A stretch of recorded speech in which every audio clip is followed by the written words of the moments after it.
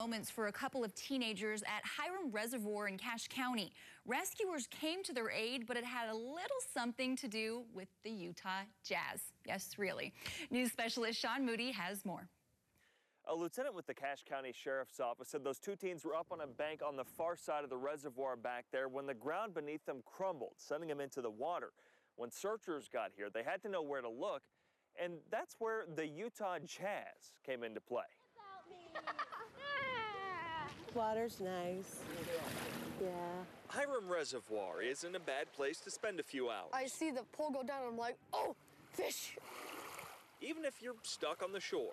We've been trying to get the boat to work, so the boat's like, get. A couple of teenagers had the same idea yesterday.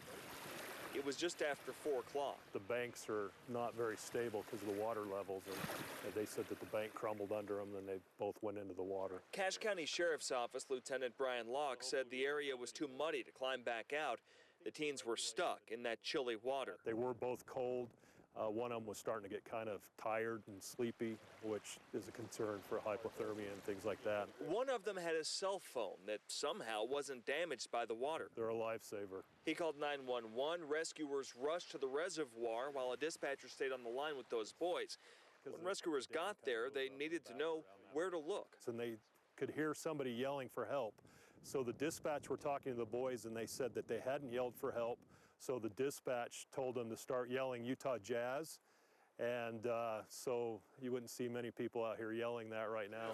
The rescuers got the boys out after nearly an hour in that water. We'll hope to keep people safe while they're out recreating. And thanks in part to quick thinking by a dispatcher with some team spirit. That's a good idea. Utah Jazz! That's one way to do it.